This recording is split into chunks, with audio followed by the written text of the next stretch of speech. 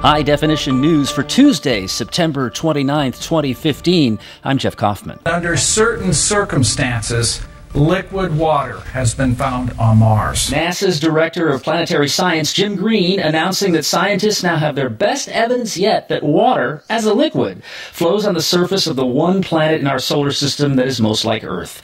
Where there is liquid water, there is the possibility of life. But let's not get ahead of the story. Green says scientists have long seen signs of the possibility that Mars once upon a time may have had water, but the Curiosity rover helped pull the timeline forward to the present. Our rovers are finding that there's a lot more humidity in the air than we ever imagined. As we ingest the soils, they're moist, they're hydrated, full of water. These discoveries are very important, but they were only part of the hydrological cycle on Mars that we're just now beginning to understand.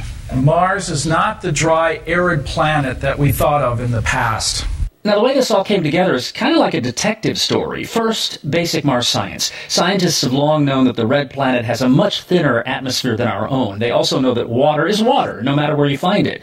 On Earth or on Mars, it always freezes at 32 degrees Fahrenheit, or, as you remember from high school chemistry, 0 degrees Celsius. But where it boils and turns to vapor, that depends on temperature and pressure. On our blue marble, water vaporizes at 212 degrees Fahrenheit, or 100 Celsius. But on Mars, the low atmospheric pressure means water vaporizes at only 10 degrees Celsius. So it's only a liquid between 0 and 10 degrees. Then last April, Curiosity scooped up a discovery in the Martian soil. NASA astrobiologist Mary Beth Wilhelm on CNN. We detected this special salt called perchlorate, and the reason that's important is because when you add the salt to water, it actually increases the stability of liquid water on the surface of Mars. Mars does not just have water, it has salt water, which means it stays liquid beyond 10 degrees. NASA's Michael Meyer says photos of Mars provided the next clue. For years, scientists have been studying a bunch of shape-shifting features on the planet's surface that they call recurring slope lineae, or, since this is NASA, RSLs. These are dark streaks that form in late spring, grow through the summer, and then disappear by fall. A grad student, Georgia Institute of Technology PhD candidate Luhu Oha, was the guy who put all this together. He analyzed images of the surface taken by the Mars Reconnaissance Orbiter, specifically spectroscopic images, which can show that what something is made of by what portion of the spectrum of light it reflects. Oha found that those RSLs, those dark streaks that appeared on Mars in the spring and disappeared in the fall, those RSLs had that special salt in them. Eureka! No, Eureka, liquid water on Mars, not in the past, but right now. Again, NASA's Mary Beth Wilhelm. Questions that we ask as humans are we alone in the solar system and in the universe? And we look at our neighbor Mars, and we see that long ago it had a thick protective atmosphere, it had a protective magnetic field, and may have even had oceans at one time. So it sort of is tantalizing. We want to know, was Mars inhabited? Is it still inhabited today? If it is, it's likely the residents are microbes, and they'd be the first living things we've ever discovered anyplace other than here on Earth. But we won't be able to shake hands with any Martians for a while. NASA's schedule does not put astronauts on Mars until the 2030s. That means, so far, Matt Damon is the only human who's set foot on the fourth rock from the sun. Don't worry, no spoilers here. You'll have to see The Martian for yourself to find out if he meets up with that guy with the antennas from that old TV series. Hello, my name is Mr. Hat. No, I mean, well, yes, Ray Walston, but I meant the Space Cadet. All I need are some tasty waves, cool buzz, and I'm fine. No, the guy with that weird thing on his head who came from another planet. I love the Mexican people. 2 waiters came up to me tonight, Mr. Trump, we love you. I said, where are you from? Mexico. I said, that's great, I love you too. Okay, I know when I'm beat. Throughout Donald Trump's unconventional campaign for president, his opponents and reporters have criticized him for speaking in broad generalities instead of policy specifics. For example, 2 weeks ago in Dallas, we can do things with energy that will be so incredible, which is great for Texas, but it's great for the country. And now Trump has unveiled his plan to reform the federal income tax, and in New York yesterday, he laid out the details. We're going to cut the individual rates from 7 brackets to 4. Simplification. 25%, 20%, 10% and 0. It ends the death tax. It's a double taxation.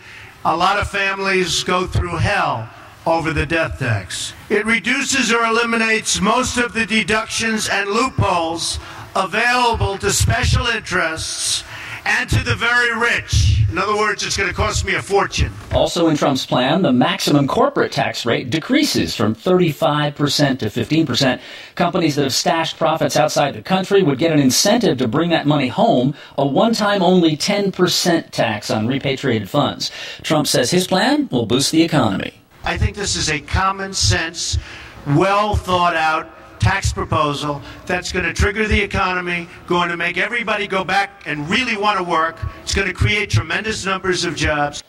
House Republicans have hauled the head of Planned Parenthood before a committee hearing underway right now into federal funding for the organization. House Oversight and Government Reform Committee Chairman Jason Chaffetz of Utah opened the hearing by insisting that the topic under discussion is the need for taxpayer funding for an organization he claims raised $127 million more last year than it had in expenses. It was left to a lower-ranking Republican on the committee, Ohio's Jim Jordan, to repeat the charge that some undercover videos purport to show Planned Parenthood attempting to profit from the sale of tissue from aborted fetuses. You can say all you want that these things were heavily edited, they were changed, but if that's the case, why did Miss Richards apologize for the videos 2 days after they first surfaced?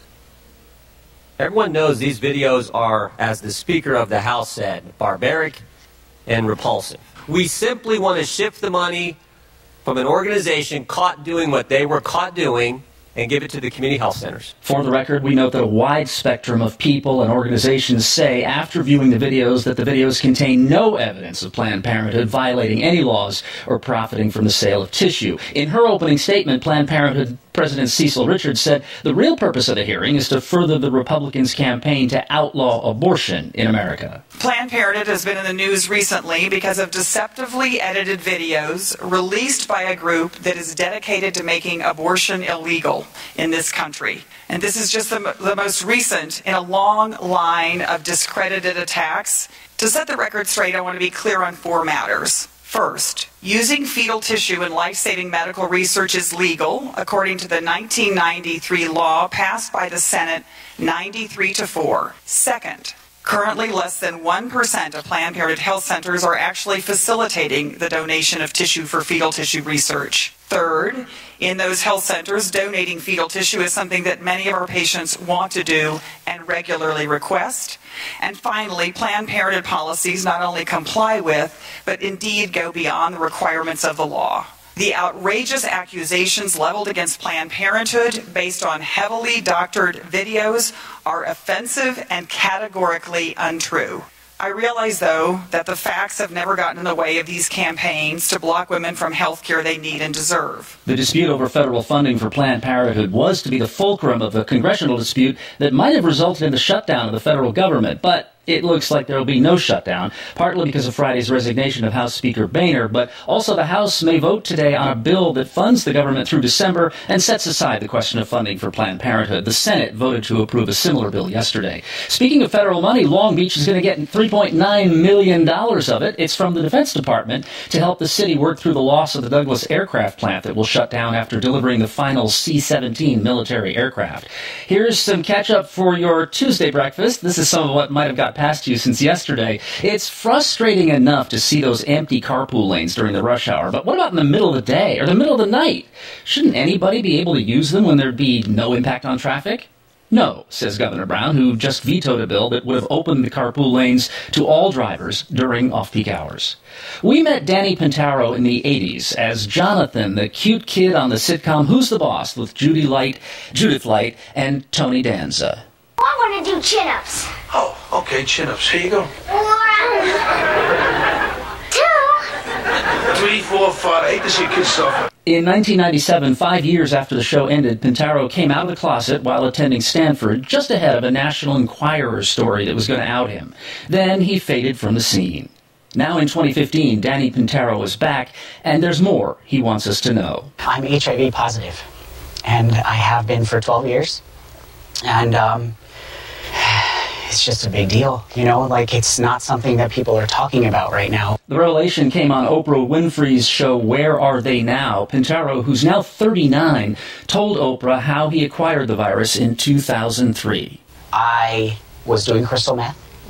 I was experimenting, and believe it or not, I thought that I was being safe in that encounter. I know exactly when it happened. I truly thought I was being safe, and obviously I wasn't. You take a break, you think, I don't know what to do now. Even though at the time I was smart enough to know it's not a death sentence, it still is something that I will be dealing with for the rest of my life. And what I vowed at that time was that I wasn't going to be the guy who gave it to me.